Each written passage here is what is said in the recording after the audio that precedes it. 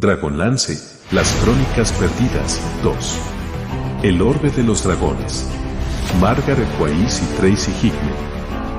Audiolibro editado por Juan Pablo Flores Montaña, para El Amo del Calabozo, 2022.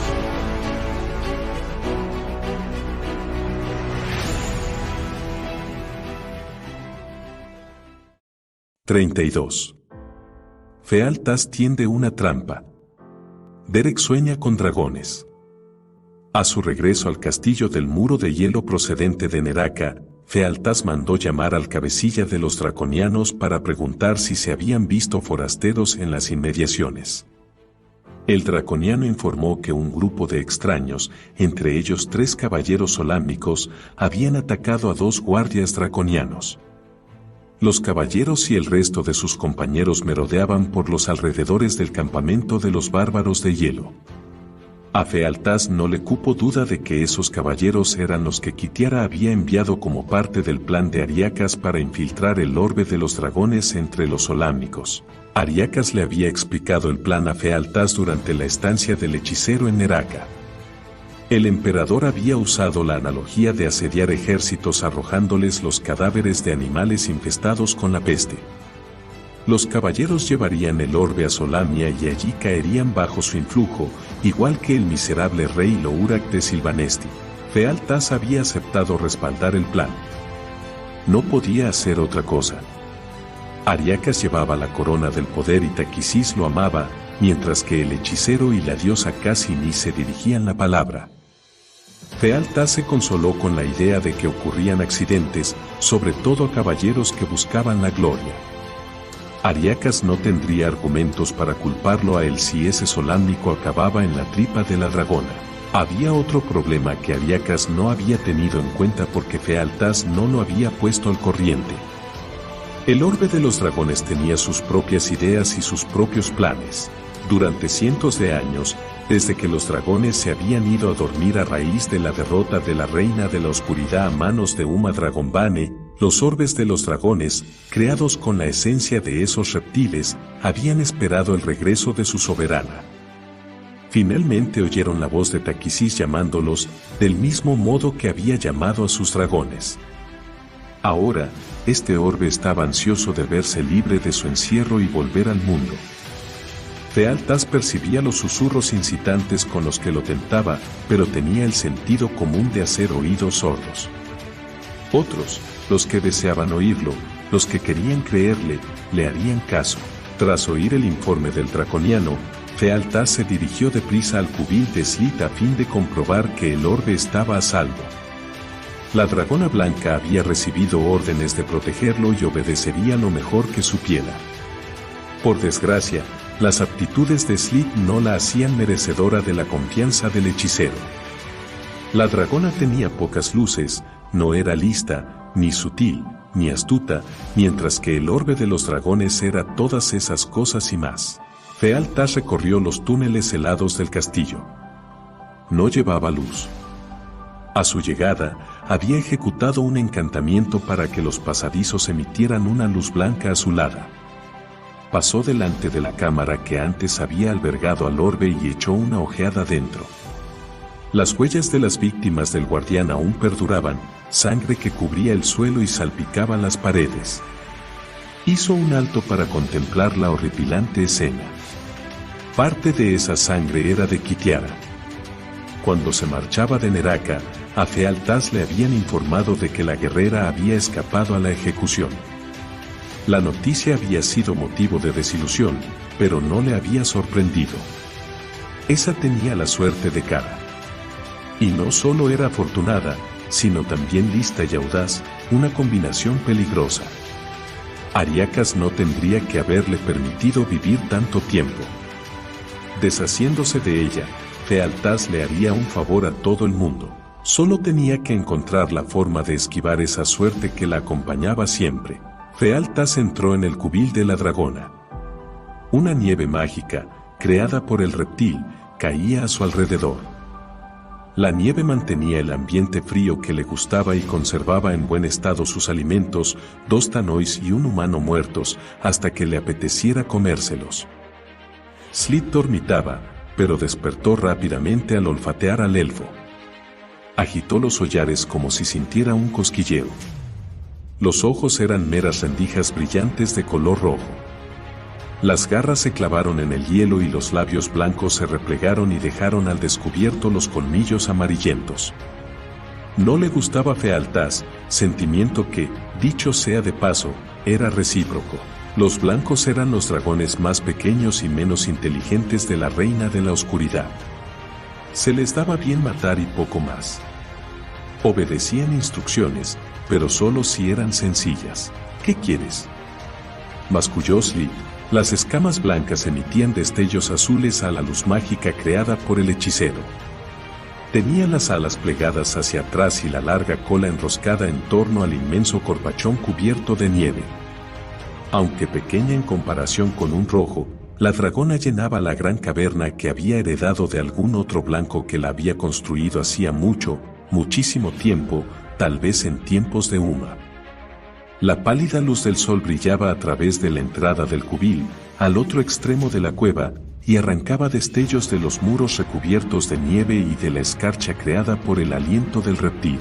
He venido para asegurarme de que estás cómoda y tienes todo lo que necesitas, respondió melosamente el hechicero. La dragona resopló con desdén y al hacerlo exhaló escarcha por la nariz. Viniste a inspeccionar tu precioso orbe porque no te fías de mí. Estás sano y salvo. Compruébalo por ti mismo y después ve a enterrar la cabeza en un glaciar. La dragona blanca apoyó la testa en la nieve. Los ojos rojos no dejaron de vigilar a Fealtás. El orbe descansaba en un pedestal de hielo. Los colores permanecían estáticos, inactivos, como si el artilugio estuviera muerto. Al acercarse Fealtás, el orbe y sus pensamientos se centraron en él y volvió a la vida. Los colores empezaron a girar en el interior del globo dándole la apariencia de una burbuja de jabón irisada. Los colores, azul, verde, negro, rojo y blanco, cambiaban y giraban, convergían y se separaban. Fealtás se acercó más. Como siempre, sus manos anhelaban tocarlo. Ansiaba intentar ejercer su poder sobre él, dominarlo, convertirse en el señor del orbe. Sabía que estaba capacitado para hacerlo. Sería fácil. Era poderoso, el archimago elfo más poderoso que había existido. Cuando tuviera el orbe, arrebataría la corona a Ariakas, desafiaría a la mismísima Taquisis. El hechicero rió suavemente. Se detuvo delante del orbe de los dragones con las manos asidas firmemente por dentro de las mangas. Buen intento, aunque más vale que desistas, aconsejó al orbe. No pienso rendirme a ti. Sé el peligro que entrañas. Tendrás que probar tus lisonjas con otro, como ese caballero de Solamnia que ha venido a liberarte. Los colores habían emitido un fugaz destello y se habían arremolinado ferozmente, pero entonces volvieron a lentificarse, a deslizarse como nubes a la deriva, dando la impresión de inactividad. Imaginé que eso te interesaría. Estoy seguro de que si te aplicas, lo atraparás. Eres el objeto de su deseo.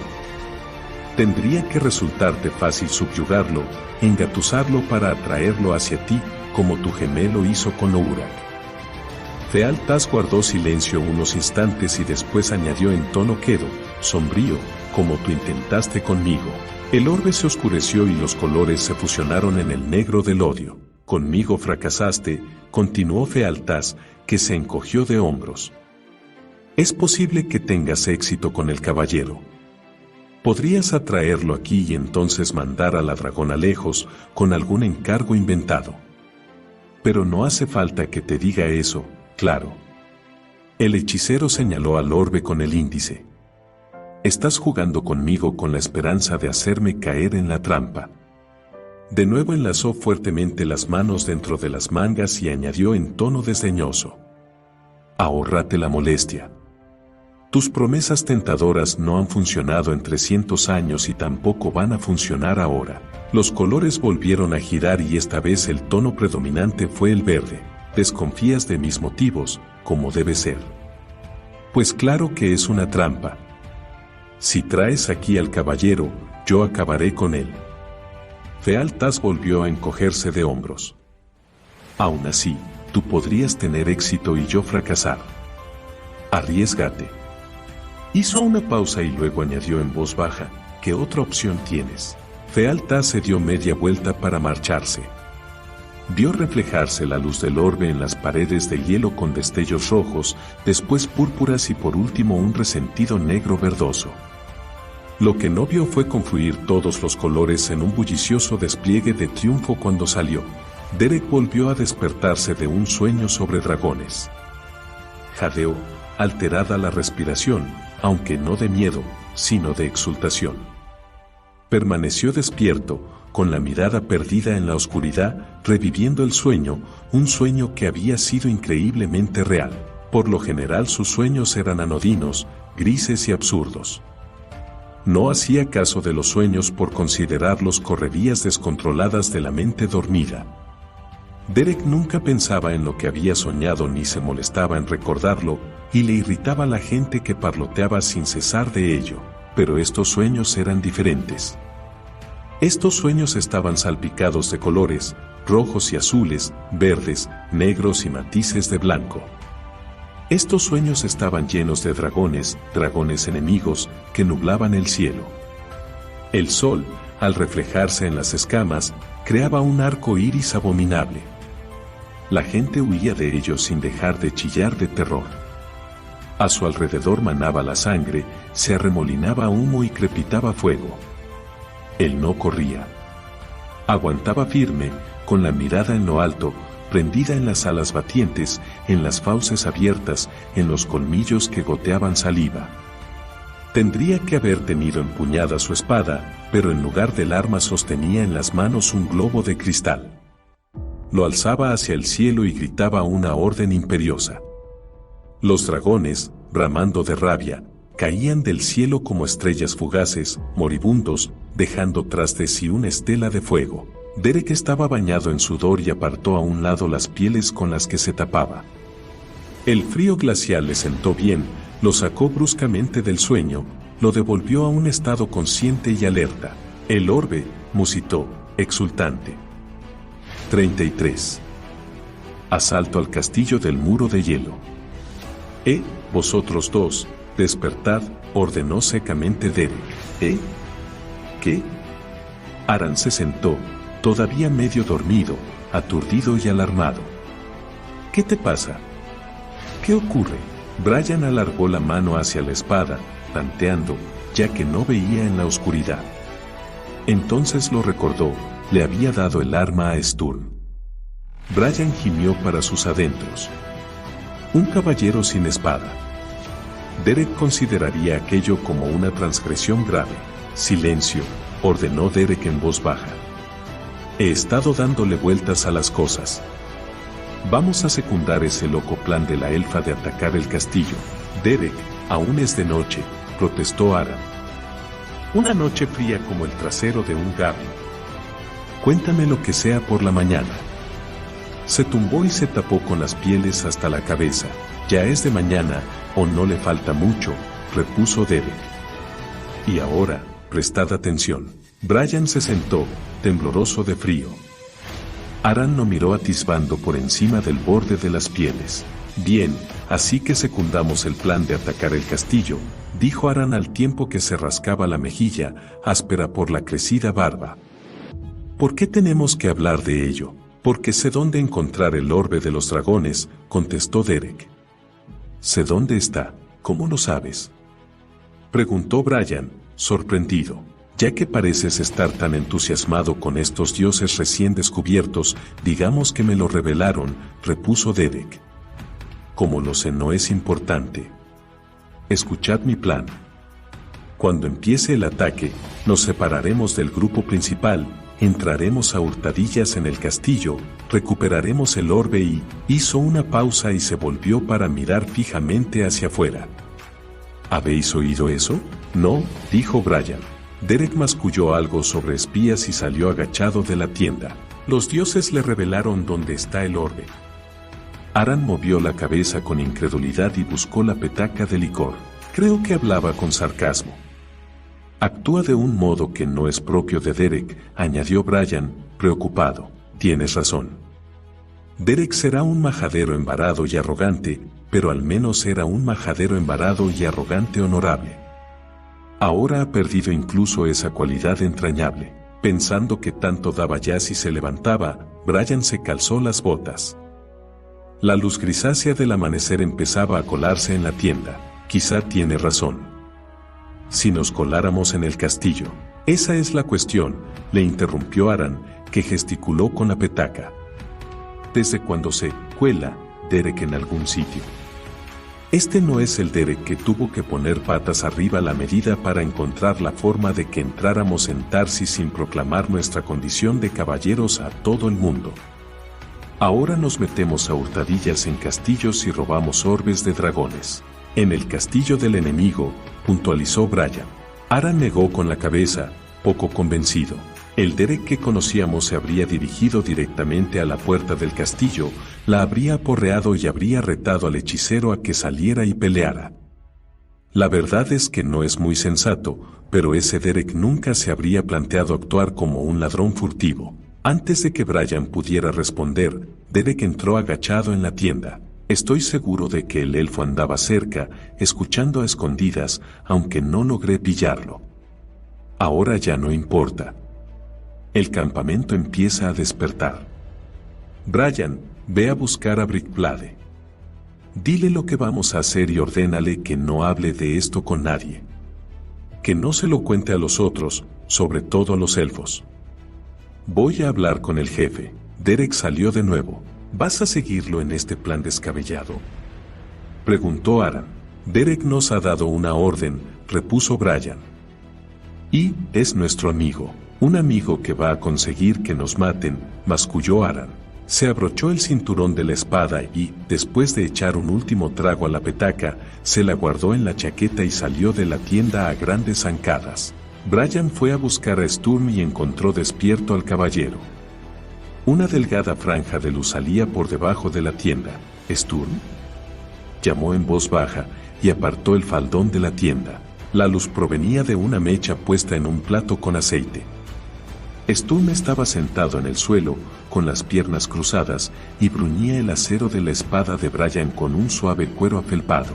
Casi he terminado, milord, dijo Sturm, que alzó la cabeza. La luz de la llama brillaba en sus ojos. Brian se acuclilló.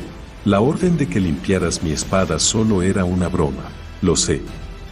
Sturm sonrió. La mano que sostenía el suave paño se deslizó despacio, con cuidado, sobre la hoja de acero. Lo que has hecho por mí significa más de lo que jamás podrás imaginar, milord. Esto es un modo de mostrar mi gratitud, aunque sea poca cosa. Brian se sintió muy conmovido. Tengo que hablar contigo, dijo. Le explicó el plan de Derek de utilizar el ataque como una maniobra de distracción y colarse en el castillo para robar el orbe. Derek dice que sabe dónde está el orbe, añadió. ¿Y cómo es que lo sabe?, preguntó Sturm, fruncido el entrecejo. Brian no quiso repetir la burla sarcástica de Derek acerca de los dioses, así que soslayó la pregunta. Derek te ordena que nos acompañes. Sturm lo miró en silencio, preocupado. La arruga de la frente se le marcó más. Lejos de mí cuestionar las órdenes de un caballero de la rosa. Oh, vamos, cuestiónalas, pidió Brian con cansancio. Es lo que Aran y yo hemos estado haciendo desde que emprendimos esta misión. Bajó la voz. Estoy preocupado por Derek. Cada vez está más obsesionado con ese orbe de los dragones, casi como si lo tuviera consumido. Sturm parecía muy serio. Sé algo sobre magia, no creas que por propia elección, sino porque he pasado mucho tiempo con Raistlin. Tu amigo, el túnica roja, precisó Brian. Amigo exactamente, no, pero sí, es a quien me refiero. Raistlin siempre nos ha advertido que si alguna vez nos topamos con algún objeto que pudiera ser mágico, más vale que lo dejemos en paz, que no hagamos nada con él. Dice que esos artefactos están preparados para que los utilicen quienes han estudiado magia y saben y entienden su mortífero potencial. Que suponen un peligro para los ignorantes. Sturm torció el gesto. Una vez que no hice caso de las advertencias de Raistlin, lo pagué caro. Me puse un yelmo mágico que había encontrado y se apoderó de mí. Sturm se cayó e hizo un ademán con la mano como para apartar de su recuerdo aquel suceso. Pero esa es otra historia. Creo que si Raistlin estuviera aquí nos prevendría contra ese orbe, nos diría que no nos acercáramos a él. Hablas como si el orbe tuviera algo que ver con el cambio acaecido en Derek, pero ¿cómo es posible tal cosa?, arguyó Brian. ¿Cómo es posible que un yelmo enano robe el alma de un hombre?, le preguntó Sturm con una sonrisa pesarosa. No conozco la respuesta. Dejó a un lado el paño y sostuvo la hoja sobre la llama, observó cómo la luz destellaba en el metal reluciente. Luego apoyó la espada sobre su brazo doblado, hincó una rodilla en el suelo y le ofreció el arma, con la empuñadura por delante, al caballero. «Milord», dijo con profundo respeto. Brian aceptó la espada y se abrochó el cinturón debajo de la capa, ya que no era lo bastante largo para ceñirse encima de la gruesa piel. Sturm recogió la antigua espada de los Brickblade, la herencia de su padre que era para él más valiosa. Señaló con un gesto la entrada de la tienda. «Después de ti, milord. Por favor, llámame Brian». Me da la impresión de que te estás dirigiendo a Derek. Aparentemente los dioses estaban con Derek y con el pueblo del hielo, al menos al principio, porque el día amaneció claro, con un sol radiante y un viento reconfortante e inusitadamente cálido para esa época del año, según les dijo Harald. Consultó con Ragnar el Viejo, que dijo que los dioses enviaban ese buen tiempo como señal de que aprobaban la arriesgada empresa. Y como los dioses estaban con ellos, había decidido participar en la incursión. Harald y Ragnar el joven se quedaron anonadados. El anciano casi no podía caminar sin ayuda. Los dos intentaron disuadir a Ragnar el Viejo, pero no les hizo caso. Llevando consigo su quebrantador, se dirigió hacia los botes deslizantes sin ayuda a pesar de sus pasos inestables. Cuando Ragnar el joven intentó ayudarlo, el anciano ordenó a su nieto de muy mal humor que dejara de estar pendiente de él todo el tiempo como haría una condenada osa con su cachorro. Laurana llevaba su quebrantador. Había planeado llevar también la espada para usarla en la batalla. Se sentía honrada por el regalo del hacha, pero no estaba cómoda utilizándola, ya que no se había adiestrado en el manejo de ese tipo de armas. Sin embargo, la espada no estaba en la tienda. La había buscado largo rato y finalmente llegó a la conclusión de que seguramente se encontraba en la tienda de Taz junto con todas las otras cosas que había echado en falta en los últimos días. No tenía tiempo para ponerse a rebuscar entre los tesoros del Kender, así que, temiendo llegar tarde, asió el quebrantador y salió a la mañana. Contemplaba el radiante sol y pensaba que quizá su plan funcionaría. Después de todo, cuando Giltanas la alcanzó. ¿No crees que deberías quedarte aquí, en el campamento, con las otras mujeres? No, replicó ella, indignada, sin dejar de caminar. Su hermano echó a andar a su lado. Laurana, he oído hablar a Derek con sus amigos esta mañana. Laurana frunció el entrecejo y negó con la cabeza. Y fue una suerte que le oyera, dijo Giltanas, a la defensiva. Cuando empiece el ataque, los caballeros van a aprovecharlo como una maniobra de distracción para entrar en el castillo sin ser vistos y coger el orbe de los dragones. Si Derek va, iré tras él. Solo te lo digo para que lo sepas. Laurana se volvió para mirar a su hermano a la cara. ¿Quieres que me quede aquí porque tu intención es apoderarte del orbe y crees que yo intentaré impedírtelo? ¿Y no es así?, preguntó él, iracundo. ¿Qué piensas hacer? ¿Luchar con los caballeros? ¿Enfrentarte a todos ellos? Tengo mi magia. Laurana negó con la cabeza otra vez y echó a andar. Giltanas la llamó en tono furioso, pero ella no le hizo caso. Elistan, que se dirigía hacia los botes deslizantes, oyó el grito de Giltanas y advirtió el semblante de la elfa enrojecido por la cólera. Deduzco que tu hermano no quiere que vengas, apuntó el clérigo.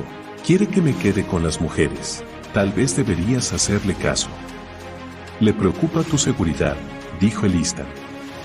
Los dioses nos han sido propicios hasta ahora y confío en que sigan siéndolo, pero eso no significa que no haya peligro. No le preocupa mi seguridad, argumentó Laurana. Derek y los otros caballeros planean aprovechar la batalla como una maniobra de distracción. Van a entrar a escondidas en el castillo para robar el orbe de los dragones. Gitana se propone seguirlos porque quiere el orbe. Está dispuesto, o eso piensa él, a matar a Derek para conseguirlo, así que ya ves por qué tengo que ir. Elistan frunció las cejas canosas y sus ojos azules centellaron. ¿Sabe esto Harald?, preguntó. No. Laurana enrojeció, avergonzada. No puedo decírselo. No sé qué hacer. Si se lo cuento a Harald, lo único que conseguiré será causar problemas, y los dioses no sonríen hoy. Elistan contempló el sol radiante y el cielo despejado. Desde luego es lo que parece. Miró pensativamente a la elfa. Veo que llevas el quebrantador. Sí, aunque no era mi intención. No sé cómo manejarlo, pero no logré encontrar mi espada. Tasleop debe de habérsela llevado, aunque él jura que no lo ha hecho. Laurana suspiró. Claro que eso es lo que dice siempre. Elistan le dirigió una mirada penetrante. Creo que debes ir con tu hermano y con los otros. Sonrió e hizo un comentario enigmático. Creo que esta vez Tasleop dice la verdad. Se adelantó para alcanzar a Harald y dejó a Laurana mirándolo desconcertada, sin entender qué había querido decir con eso. El pueblo del hielo guardaba los botes deslizantes al resguardo de una formación natural del glaciar. Los guerreros subieron a ellos hasta llenar cada bote deslizante a su capacidad máxima. Los tripulantes asieron los cabos, listos para izar las enormes velas, y esperaron que Harald diera la orden. El jefe abrió la boca, pero las palabras no llegaron a salir de sus labios. Alzó la vista al cielo con expresión de inquietud. ¿Y ahora qué pasa?, preguntó Derek, irritado. Lo noto, dijo Sturm, que se agazapó a la sombra de un mástil y tiró de Tasleop para que se agachara a su lado. El dragón. Creo que deberías ponerte a cubierto, milord. Derek no comentó nada, pero se acuclilló en la cubierta mientras mascullaba que aquello era otra tentativa de Harald para no llevar a cabo el ataque. Los guerreros buscaron cobijo, ya fuera tendiéndose en cubierta o saltando por la borda para esconderse debajo de los botes. Todos sentían una inexplicable inquietud. Oían el silbido del viento entre las jarcias, pero nada más. Aún así, nadie se movió y la sensación de terror fue creciendo progresivamente en todos ellos. Incluso Derek se agazapó más a resguardo de las sombras. La dragona, Slit, apareció de repente sobre ellos con las alas blancas extendidas y las escamas refulgentes al sol matinal. El miedo al dragón oprimió sus corazones y los dejó a todos sin respiración. Los hombres se encogieron en cubierta, amilanados. Las armas resbalaron de las manos entumecidas. En el campamento, los niños chillaban y los perros aullaban aterrados. La dragona agachó la testa y dirigió los ojos rojos hacia el campamento. Los guerreros que habían conseguido superar el miedo asieron las armas y se prepararon para defender a sus familias. Slit batió perezosamente las alas una vez, lanzó un bramido y chasqueó los dientes en un gesto amenazador, pero eso fue todo. Siguió volando y pasó casi rozando los botes deslizantes. Los que estaban agazapados en los botes vieron el colosal vientre del reptil pasar por encima de los mástiles. Nadie osó moverse ni respirar mientras lo sobrevolaba pesadamente. Slit tenía la costumbre de usar las patas para volar, casi como si nadara a través del aire, de manera que cuando bajaba las alas juntaba las patas traseras y luego las abría al alzar las alas. Eso reducía su velocidad y tardó cierto tiempo en perderse de vista, deslizándose en aquel estilo mezcla de vuelo y natación, directamente hacia el amanecer. Nadie se movió hasta tener la certeza de que se había ido. Entonces, al desaparecer el miedo que les atenazaba el corazón, se incorporaron y se miraron unos a otros con sorpresa, casi sin atreverse a comentar lo que ahora se atrevían a esperar que fuera cierto. El dragón ha abandonado el castillo, gritó Harald con incredulidad. Miró hacia el sol brillante hasta que las lágrimas le emborronaron la vista y después se volvió hacia Ragnar el viejo y le dio un abrazo de oso. Por suerte, el anciano iba bien cubierto de pieles, o de otro modo le habría roto los frágiles huesos. Alabados sean los dioses. El dragón se ha ido del glaciar. El Istan se puso de pie, el medallón ácido todavía en la mano. Parecía un poco mareado y abrumado por la largueza de los dioses. Había esperado un milagro, pero nada tan portentoso. Los guerreros empezaron a lanzar un vítor, pero Harald, temeroso de que el dragón los oyera y regresara, los hizo callar y les ordenó que se pusieran manos a la obra. Izaron las velas, el viento hinchó las lonas y propulsó los botes deslizantes que surcaron el hielo sobre los afilados patines. Flynn, como no, había puesto pegas a subir a una embarcación aduciendo que siempre se caía por la borda. Sturm había convencido al enano de que los botes deslizantes no eran como las embarcaciones que surcaban las aguas, que no se mecerían ni cabecearían con las olas. Y si se caía por la borda, cosa harto improbable, no corría el riesgo de ahogarse. No, claro, solo me romperé la crisma contra el hielo, rezongó Flynn, pero como la opción era quedarse en el poblado si no subía al bote, accedió a ir con ellos. Por desgracia, el enano no tardó en descubrir que los botes deslizantes eran mucho peor que cualquier otro medio de transporte de cuantos había usado en su vida, incluidos los grifos. Los botes deslizantes se desplazaban por el hielo mucho más deprisa que una embarcación por el agua, y no solo se movían a toda velocidad a través del glaciar, sino que a veces iban tan rápido que el viento los alzaba sobre uno de los patines y los escoraba. Cuando ocurría esto, los bárbaros de hielo sonreían y abrían mucho la boca para sentir en su interior. El pobre Flint estaba acurrucado en un rincón apartado, sujeto con los brazos a una cuerda y los ojos cerrados con todas sus fuerzas para no ver la horrible colisión que estaba convencido se produciría. Una vez abrió un ojo y vio a Tasleof agarrado al cuello del mascarón tallado con la forma de un monstruo marino con morro picudo. El Kender chillaba con deleite mientras las lágrimas causadas por el punzante viento le corrían por las mejillas. El copete se agitaba tras él como un gallardete. Con un estremecimiento, Flint juró que era la última vez. Y lo decía en serio.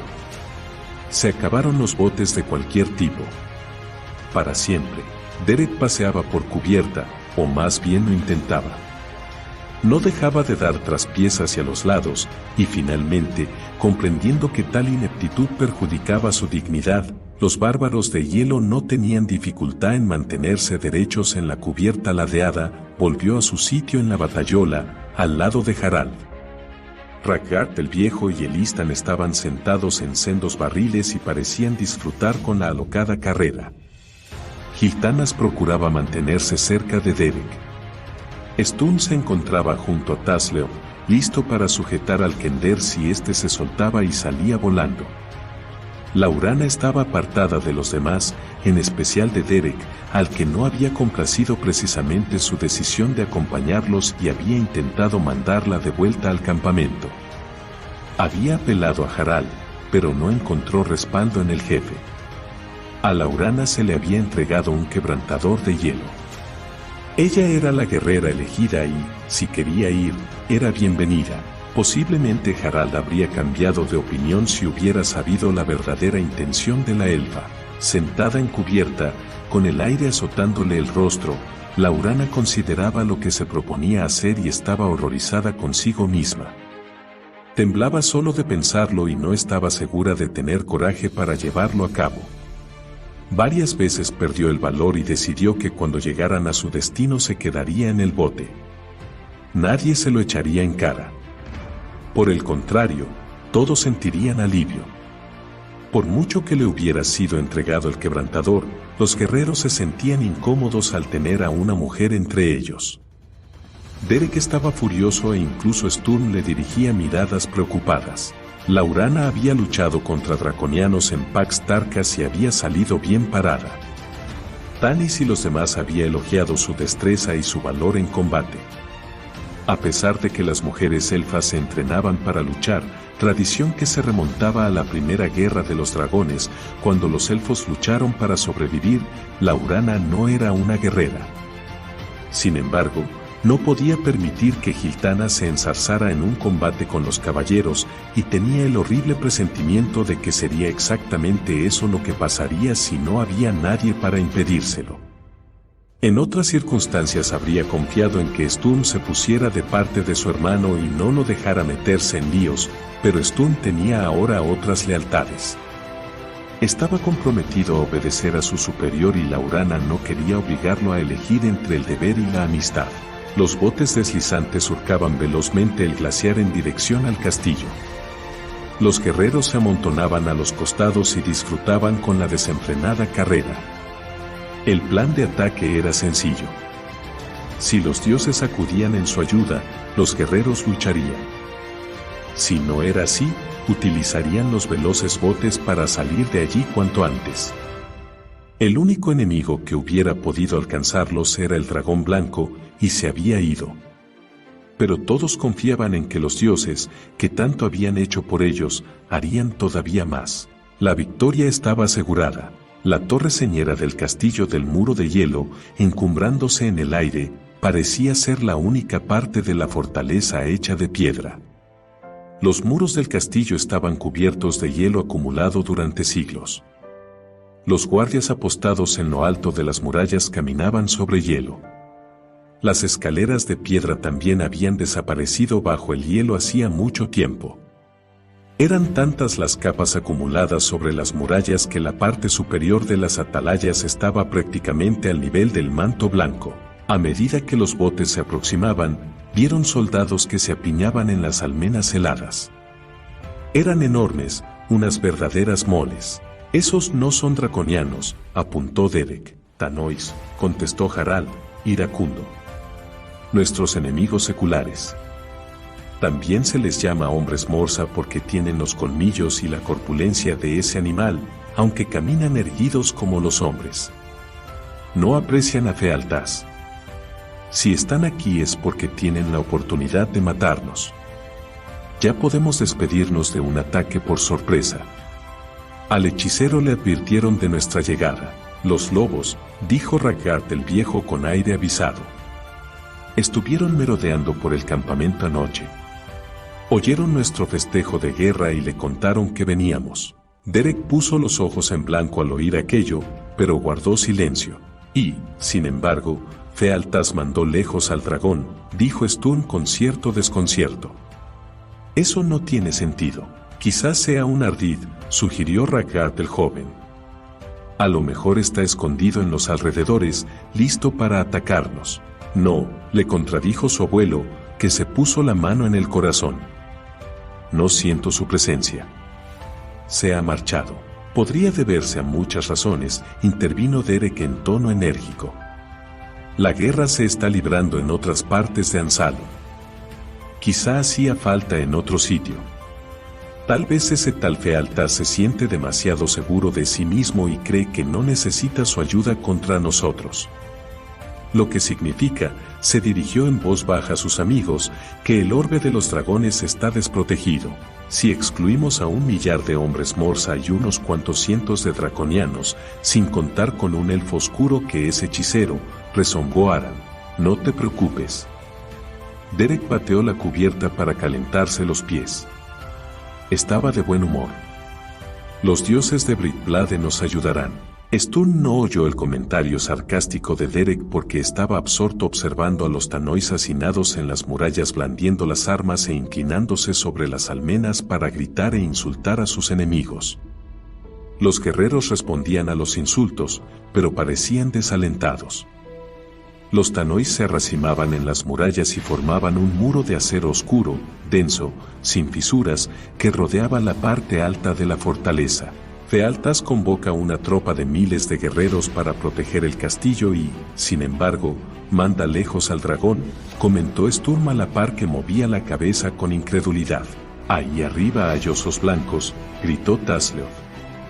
Igual que la que salvamos. Se volvió hacia el jefe. Creía que los osos eran amigos de tu gente. Los Tanois esclavizan a los osos blancos, le explicó Harald. Los acosan y los atormentan hasta que los osos acaban odiando a todo lo que camine sobre dos piernas. Primero, draconianos, después, hombres morsa, ahora, osos enloquecidos. ¿Qué será lo siguiente? Gruñó Flynn. Ten fe, dijo Elistan mientras ponía la mano en el hombro del enano. La tengo, contestó Flynn con resolución. Dio palmaditas al hacha. En esto.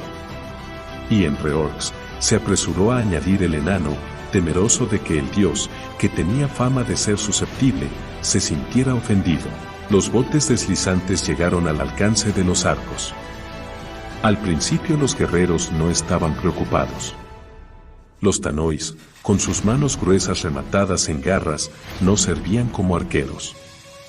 Pero las flechas empezaron a caer con un ruido sordo en el hielo que había un poco más adelante y comprendieron que en las murallas había arqueros draconianos. 2 flechas alcanzaron en el costado de un bote y los astiles se cimbrearon clavados en la madera. Harald ordenó detener los botes. Arriaron las velas, las embarcaciones perdieron velocidad y, finalmente, se pararon. Los guerreros contemplaron las altas murallas en un sombrío silencio. Nada de vítores, ni euforia, como había ocurrido al inicio del viaje. Los bárbaros de hielo rondaban la cifra de 300 y se enfrentaban a un ejército de más de 1 millar. Estaban al descubierto, en campo abierto, mientras que su enemigo estaba protegido tras una fortaleza de hielo. Derek aún no había admitido la derrota, pero incluso él estaba amilanado. Una piedra enorme, lanzada desde la muralla, se estrelló en el hielo, cerca del bote que estaba en cabeza. Si hubiera dado en el blanco, habría pasado a través del casco y quizá habría partido el mástil, además de matar a varios guerreros. Empezaron a caer más piedras sobre ellos, arrojadas por los fuertes brazos de los tanois. Harald se volvió hacia Elistan. No podemos quedarnos aquí esperando que consigan hacer una buena diana. O los dioses nos ayudan o tendremos que retirarnos. Lo entiendo, contestó el clérigo, que miró a Ragnar el viejo. El anciano asintió con la cabeza. Echad la escala, ordenó Ragnar. Harald se quedó estupefacto. ¿Es que vais a bajar del bote? Así es, contestó Elistan con tranquilidad. Imposible. Harald sacudió la cabeza. No lo permitiré. Tenemos que acercarnos más al castillo, explicó Elistan. Eso os pondrá al alcance de las flechas. Os utilizarán para practicar el tiro al blanco. El jefe negó de nuevo con la cabeza. No. De ningún modo. Los dioses nos protegerán, declaró Ragnar, que dirigió una mirada astuta a Harald. O se cree en los dioses o no se cree, jefe.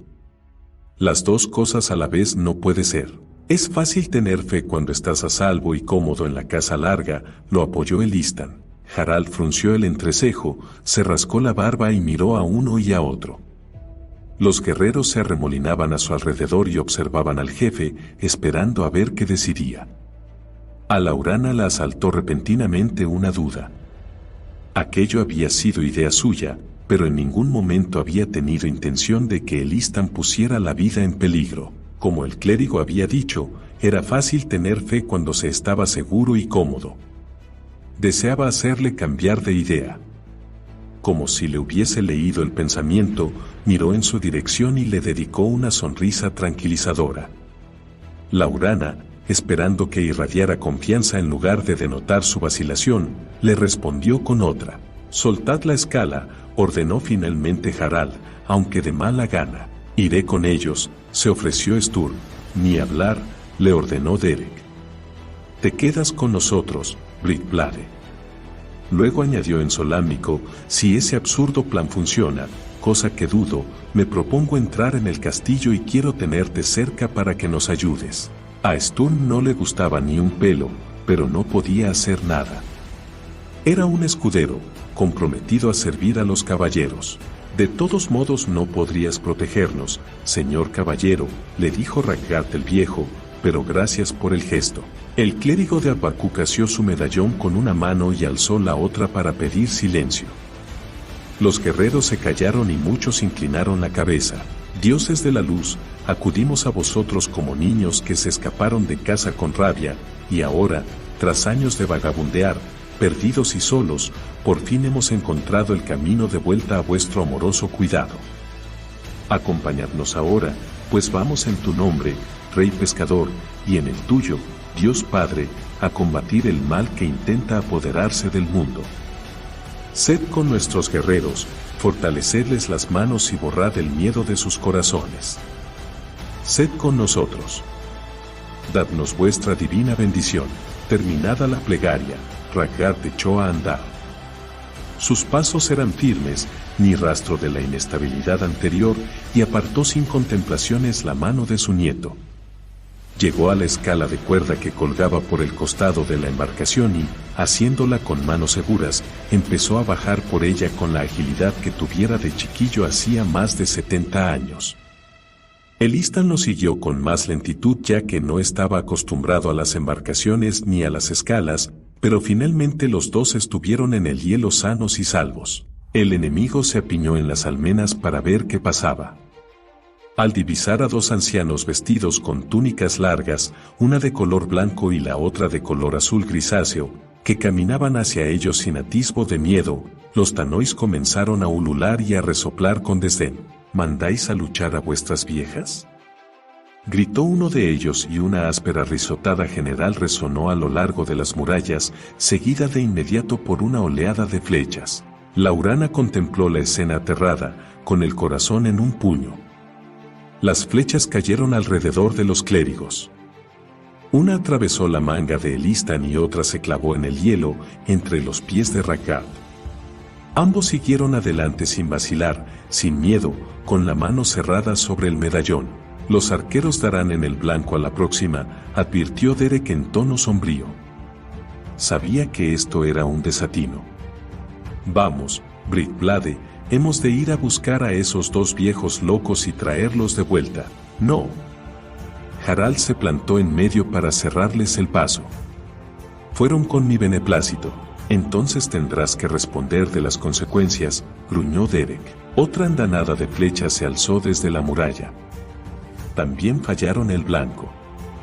Más proyectiles cayeron alrededor de Elistan y de Rhaegar, pero ninguno los alcanzó. Un guerrero empezó a lanzar vítores, pero sus compañeros hicieron que se callara. Observaron en silencio, sobrecogidos, sumidos en un temor reverencial. El griterío en las murallas había cesado, sustituido por un retumbo de cólera y gritos de «disparad otra vez». Elistan y Rhaegar, que no habían prestado atención a las mofas antes ni a las flechas después, se detuvieron a corta distancia de los muros del castillo.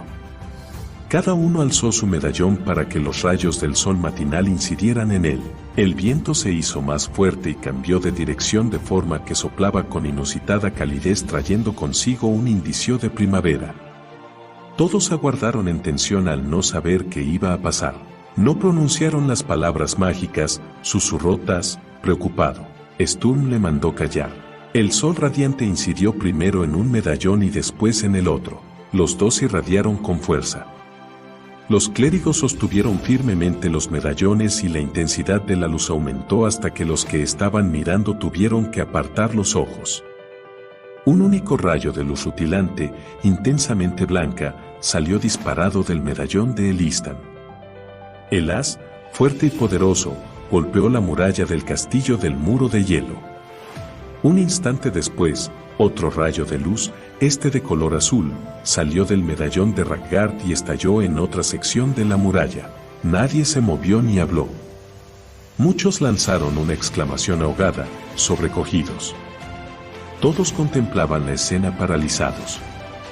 Todos menos Derek, absorto en abrochar una hebilla suelta de su talabarte. Sturm iba a decir algo para llamar su atención sobre lo que ocurría. No malgaste saliva, dijo con voz queda Brian. No mirará, y aunque lo hiciera, no lo vería. El haz de luz de Elistan penetró en la muralla del castillo y el hielo se estremeció. Un sonido semejante a un trueno hendió el aire. El hielo se resquebrajó y, desprendiéndose de la muralla, se deslizó al suelo con un crujido sordo. Cuando Rhaegar apuntó su rayo de luz sagrada, enormes fragmentos de hielo se resquebrajaron y se deslizaron muralla abajo.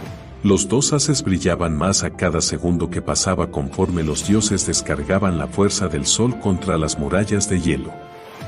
Los tanois amontonados en las almenas habían dejado de burlarse y contemplaban la escena con estupefacción. Al principio no se dieron cuenta del peligro que corrían, pero entonces uno de ellos, menos estúpido que los demás, comprendió lo que sucedería sin remedios y continuaba el ataque a los muros del castillo de hielo. Los arqueros redoblaron su esfuerzo, pero las flechas siguieron sin acertar en los blancos, mientras que las que atravesaban los rayos de luces se esfumaban en una bocanada de humo. El hielo crujía y se desprendía, y los que observaban el acontecimiento empezaron a ver la piedra que había debajo. El Istan desvió el haz luminoso para alcanzar con las almenas cubiertas de hielo. Algunos tanois que se encontraban cerca del ardiente rayo fueron presa del pánico e intentaron huir, pero solo consiguieron chocar contra los que se amontonaban a su alrededor. Los tanois atrapados empujaron a los otros para abrirse paso. Sus compañeros respondieron a su vez propinándoles empellones. Bramidos de miedo y de rabia resonaron en el aire, pero quedaron ahogados por otro atronador crujido. El hielo de las almenas se estremeció y se sacudió. Sin tener ya hielo que la sustentara, las almenas heladas se partieron y cayeron con un sonido semejante al de una luz. Los tanois se precipitaron asientos al vacío junto con el hielo. Era espantoso oír los chillidos y los gritos de terror. Los tanois que estaban en la muralla que recibía el ataque de Ragnar trataron de escapar, frenéticos, pero las almenas sufrieron una sacudida, temblaron y se desmoronaron. Hielo y tanois cayeron en cascada hacia el suelo. Las grietas del hielo siguieron expandiéndose hacia afuera como la tela de una araña desquiciada, se desplazaron rápidamente por una zona de la muralla y atravesaron a toda velocidad la siguiente. Y entonces fue como si todo el castillo estuviera desplomándose, los muros de hielo resbalando y deslizándose, retumbando y cayendo. Solo la torre de piedra permanecía inalterable, aparentemente invulnerable. Harald lanzó un bramido exultante y, blandiendo un quebrantador gigantesco por encima de la cabeza, corrió hacia el costado de la embarcación al tiempo que gritaba a sus guerreros que lo siguieran. No se molestó en usar la escala, sino que saltó por encima de la borda. Sus guerreros bajaron en tropel detrás de él. Los guerreros que ocupaban los otros botes hicieron lo mismo, y en muy poco tiempo toda la fuerza corría por el hielo, ansiosa de atacar a cualquier enemigo que hubiera conseguido sobrevivir a la caída. Derek ordenó a los caballeros que esperaran hasta que la embarcación estuviera vacía. Se asomó por la borda y miró atentamente la muralla del castillo. Aparentemente, no tardó mucho en encontrar lo que buscaba. Corrió a la escala al tiempo que ordenaba a Sturm, Brian y Aran que lo siguieran. Tas no oyó que dijera su nombre, pero dio por sentado que había sido un simple descuido. El Kender saltó por encima de la borda alegremente y al momento corría, jubiloso, al lado de Derek. El caballero, sin perder el paso, dio un empellón al Kender que lo lanzó por el aire. Tas aterrizó de bruces en el hielo, con los brazos y las piernas flexionados. Rodó sobre sí mismo un par de veces antes de detenerse en el hielo y se quedó tendido, falto de respiración. Stun se volvió para ver si Tas se encontraba bien. Derek le bramó una orden, y durante unos instantes pareció que Stun iba a desobedecer. «Yo cuidaré de él», gritó Laurana, que se acercaba presurosa a Tas. Stun tenía un gesto torvo, pero dio media vuelta y corrió en pos de los caballeros. Giltanas tenía razón. Derek no iba a unirse al combate. Había tomado una trayectoria en ángulo que lo alejaba de la batalla. Laurana ayudó a Tas a levantarse. El Kender no estaba herido, pero sí muy indignado. Derek dijo que no me necesitaba. Después de todo lo que le he ayudado.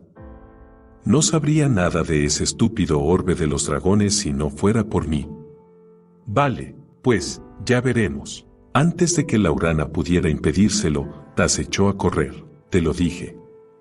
Giltanas la detuvo para que no siguiera al Kender. No pienso quedarme aquí, le replicó desafiante. Ya sé que no, fue la seca respuesta.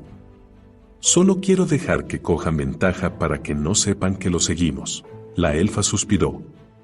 Una parte de ella se alegraba de que su hermano no hubiera querido obligarla a quedarse en los botes, y otra parte deseaba que lo hubiera hecho.